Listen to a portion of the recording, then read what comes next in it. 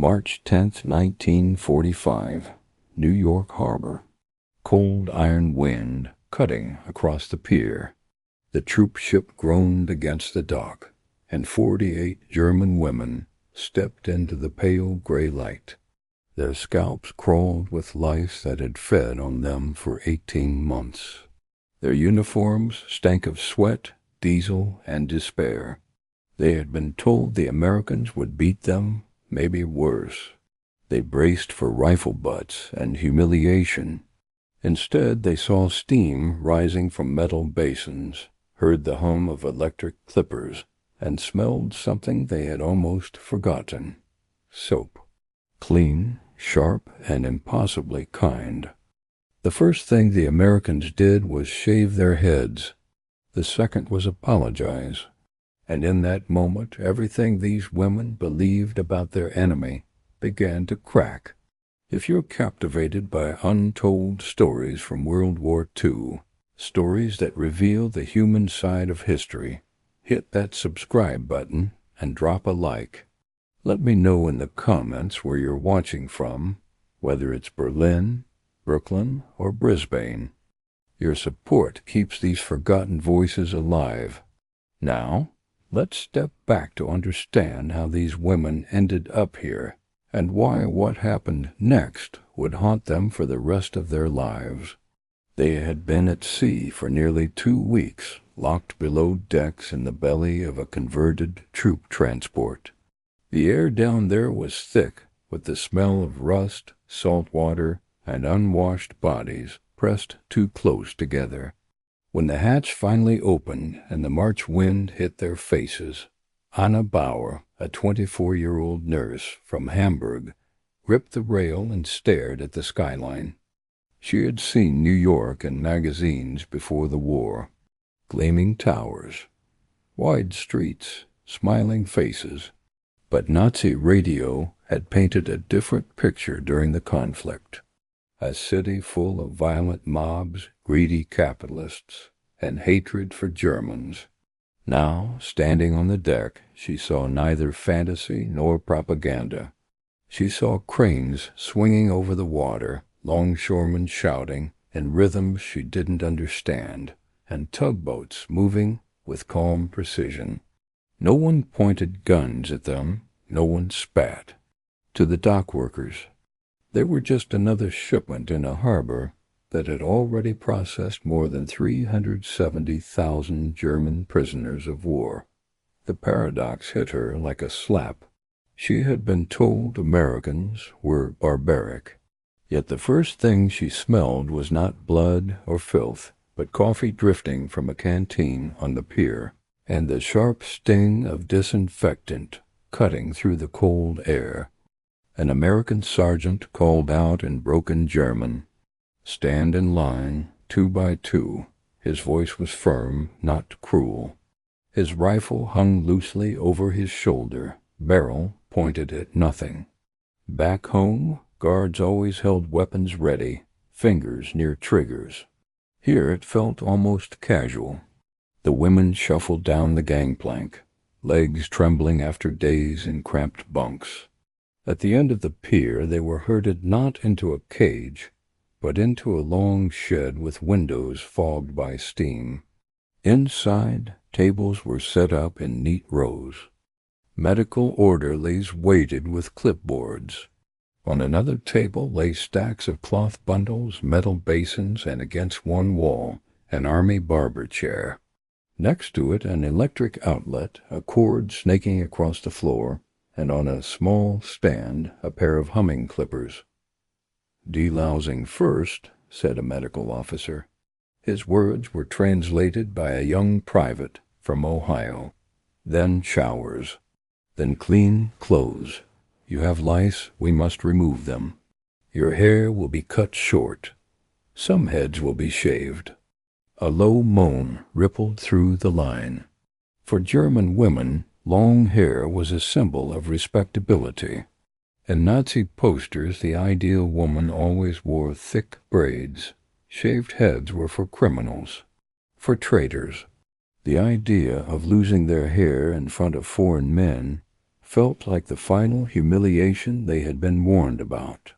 Anna's fingers went instinctively to the heavy knot at the back of her head. Under the pins, the hair felt stiff, greasy, alive with movement. The lice had driven her half mad at night in the transit camp near Calais. She had scratched until the skin bled. Still, the thought of clippers on her scalp made her knees weak. One woman refused at first, clutching her braid with both hands. "You will not shame me," she whispered. Her name was Liesel, a former typist from Cologne. The American nurse in charge, Lieutenant Margaret Hill, did not shout. She stepped closer, her white coat brushing the rough floorboards, and spoke softly while the interpreter translated. "If we do not remove the lice, they will keep making you sick. You have been sick long enough. I am sorry, but this is to help you." Sorry. Anna thought about that word. The enemy is sorry. Years later, she would write in her diary, "In that moment I did not know what to hate more, the clippers or the kindness." The first woman sat in the chair, shaking. The clippers buzzed. When the blades touched her scalp, a clump of hair fell to the concrete with a soft, strange sound. White lice spilled out of it, crawling, seeking new warmth. An orderly stepped forward at once with powder and a broom. No one laughed. No one jeered. When it was Anna's turn, she kept her eyes on a knot in the wooden wall. She felt gentle fingers work her hair loose, felt the clippers pass again and again over her skull. Cold air touched skin that had not seen light in years. She waited for insults. None came. Instead, when the nurse nicked her scalp by accident, Lieutenant Hill stopped, dabbed the tiny cut with antiseptic that stung sharply, and said in slow German, "I am sorry." Anna later wrote, "The strangest thing was not the loss of my hair. It was that the hands that took it were careful." As each woman stepped down from the chair, she was handed a plain cotton headscarf and pointed toward the steaming end of the shed where showers waited. The lice were gone. The shame they expected had not arrived. In its place was something harder to understand, a system that could strip them, disinfect them, and still see them as human. Outside, the harbor cranes kept moving, loading trains that would carry the women south to a POW camp in Virginia. Inside, under the hot water they were about to meet, another kind of journey was beginning, one that would not just clean their bodies, but slowly wash away what they thought they knew about America. The train ran through the night, south from New York. When the doors opened again, the air was softer, smelling of pine trees and damp earth. The women climbed down at a siding near a large camp in Virginia. Guard towers stood at the corners. Barbed wire shone in the morning light.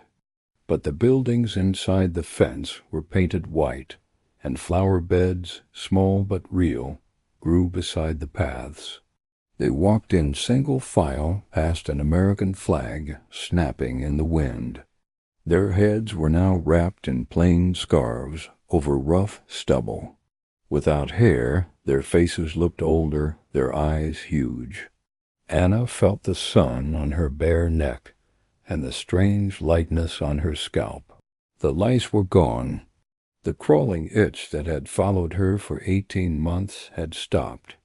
In her mind, though, she still heard scratching. Inside the reception building, warm steam filled another tiled room. Showers, then doctor, the interpreter said. Clothes after. The women hesitated only a moment. The clippers in New York had been a shock. The hot water here was a promise. Anna stepped under the shower head. At first, nothing happened. Then a metal groan, and suddenly a rush of water hot enough to sting. It hit her shoulders and back like a heavy blanket. She gasped. The water ran over her shaved scalp, down her spine, across skin that had been washed only in cold basins or rain for more than a year. The soap was smooth and white, with a faint smell of lemons and hospital. She held the bar in both hands for a second, feeling its weight. Then she began to scrub. Gray water ran off her body, then brown. She washed twice, 3 times, until her skin turned pink. All around her, water crashed onto tile. Some women cried quietly. Others let out little laughs that sounded almost like the girls they had been before the war. Later, Anna would say, "It was as if the dirt and the fear were leaving together. I felt my old self under my skin again." After the showers, they were given underwear, simple dresses, wool socks, and heavy coats from U.S. Army stores. Everything was too big because they were so thin, but it was clean and warm. They tied their scarves back over their bare heads and shuffled into another room that smelled of alcohol and paper. Here doctors waited, 3 officers in khaki with stethoscopes. Each woman was weighed, measured, listened to. The numbers were written down in neat columns. Anna, who had been 60 kilos before the war, now weighed barely 43. At least a third of the women showed signs of anemia. Old wounds were checked, sores were cleaned. A feverish girl with a hollow cough was sent straight to the small camp hospital. By early 1945, the U.S. Army was feeding and housing roughly 380,000 German posts in more than 500 camps across the country. What these women received was not special. It was simply the standard system at work: medical care, shelter, food. The food came next. They were marched to a long, low building with big windows. As they stepped inside, a thick smell hit them: meat frying, bread baking, coffee, boiled potatoes. The sound was just as strong: plates clattering, ladles scraping metal trays, voices calling orders in English. The serving lines seemed to go on forever. Behind the counter, Army cooks in white aprons stood ready. One held a spoon above a mound of mashed potatoes that steamed in the cool air. Another carved slices from a roast. Large pans of green beans and carrots shone with butter. There were baskets of sliced bread, and farther down, something bright and yellow and heavy syrup, canned peaches. "Take," said a cook, gesturing. "Plenty," the interpreter added in German. "They say you can eat as much as you like, but slowly. Your stomachs are not used to it." For a moment no one moved. The women stared. In their last camp in France they had eaten thin soup and 1 piece of stale bread a day. At home, ration cards had grown tighter each year. Here, in the enemy's country, food lay in wide metal trays, so much that some of it would not be eaten. Anna placed her tin plate on the counter. The cook gave her a scoop of potatoes, a thick slice of meat with brown gravy, a spoonful of beans. At the end, a woman with gray hair and kind eyes added a piece of bread and 2 peach halves that trembled in syrup. Anna sat at a table with the others. For several seconds they just looked at their plates. Then one woman took a bite. She chewed slowly, eyes closed. Tears ran down her face. "It tastes of nothing," she whispered at first, then shook her head. "No, it tastes of everything." Anna raised the fork to her mouth. The meat was soft and salty. The potatoes were rich and smooth. The beans had a bite that told her they were fresh, not dried. When she tasted the peach, sweet and cold, she remembered a summer before the war, a market in Hamburg, her mother laughing. That night, in her bunk under 2 wool blankets, the guilt came. She lay on a mattress for the first time in months, her stomach full, the smell of clean sheets and faint disinfectant around her. In the dark, thoughts turned toward home. She tried to picture her parents' flat in Hamburg, but bombs had fallen there too. News had reached even the camps. Firestorms, whole streets gone. Her last letter from home, months old, had spoken of 1,000 bomber raids and sharp ration cuts. Her mother had written, "We stretch everything. We are thin, but our spirit is strong." That had been before the last great air attacks. Anna was now eating more than 2,500 calories a day, nearly as much as an American soldier. In many German cities by 1945, civilians survived on barely 1,000.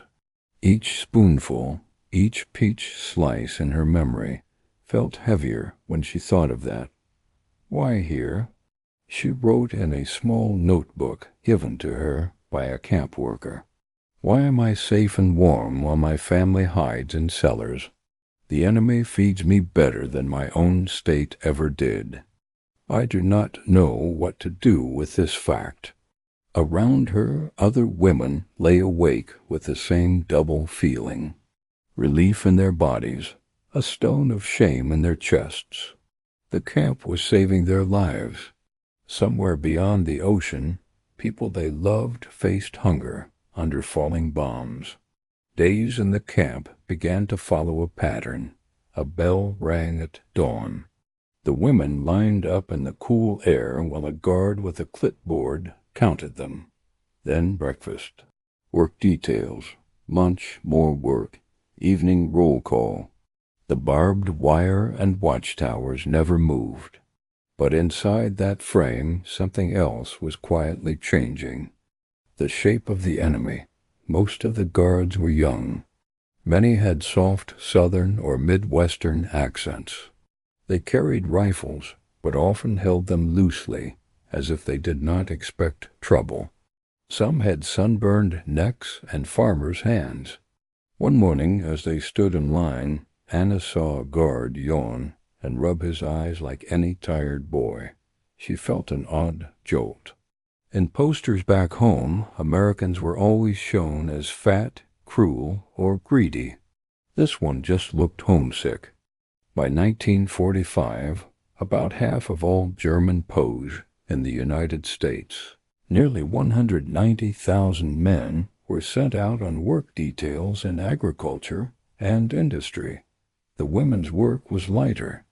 They washed laundry in big steaming tubs, peeled potatoes in the kitchen, sewed torn clothes, or cleaned hospital rooms. For this, they were paid a few cents a day in canteen coupons. One guard in charge of the laundry detail stood out. His name was Private Jack Miller from Iowa. He had sandy hair, a scattering of freckles, and a habit of humming to himself. His German was poor, but he tried. He pointed to a laundry cart one day and said, "Cart, K-A-R-T." Then he tapped his chest. "Jack," he pointed gently at Anna. "You, Anna?" she replied. He smiled. "Anna. Good name." After that, he used every spare minute to teach her words. Soap, bucket, towel, sun, rain. Sometimes he sketched pictures on scrap paper and wrote the English word underneath them. "You learn, you go home, you speak," he said slowly. "War finish, peace." Anna later remembered. He treated our English like a gift, not a weapon. I waited for him to show the other face we had been warned of. It never came. The first Red Cross truck made the camp feel almost festive. A white van rolled through the gate, dust rising as volunteers unloaded boxes that smelled of perfume and cigarettes. They brought German and English books, knitting needles, yarn, paper, pencils, even a football. In the recreation hut they set up a radio, and swing music floated through the warm air.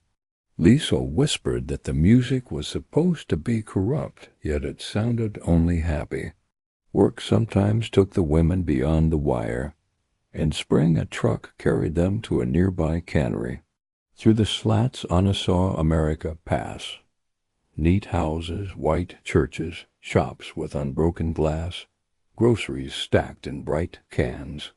At a gas station, a man filled a car while his son ate ice cream. There were no ruins, no bomb craters. She thought of Hamburg, burned and flattened in 1943, tens of thousands dead in days. The shock, she later wrote, was not American power, but that normal life had never stopped. Inside the cannery, the women sorted fruit beside American workers who joked and offered help. No one shouted insults. Back in camp, evenings brought films. Comedies and musicals showed people dancing, slipping, laughing. The enemy, they saw, had room for joy. The paradox sharpened daily. The state that promised German greatness had brought hunger and rubble, while the state called rotten fed them, paid them, and followed rules. In April 1945, rumors hardened into truth.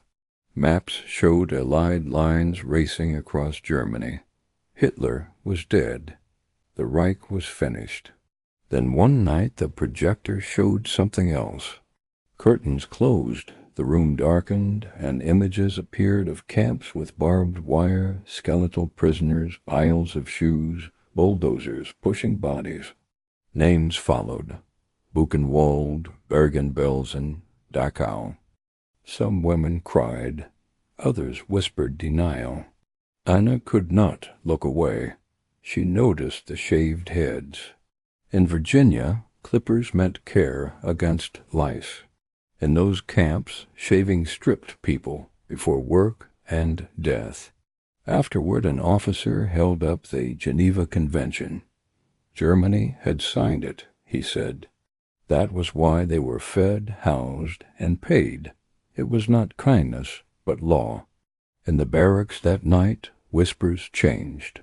Memories surfaced of neighbors taken away, letters hinting at shootings. Belief began to crack. When surrender came in May, Anna felt only exhaustion. Months later, she returned to Hamburg and found ruins, ration lines, and parents aged beyond recognition. Asked about captivity, she spoke carefully. They had shaved her head, yes, but fed her, housed her, followed rules. The paradox hurt.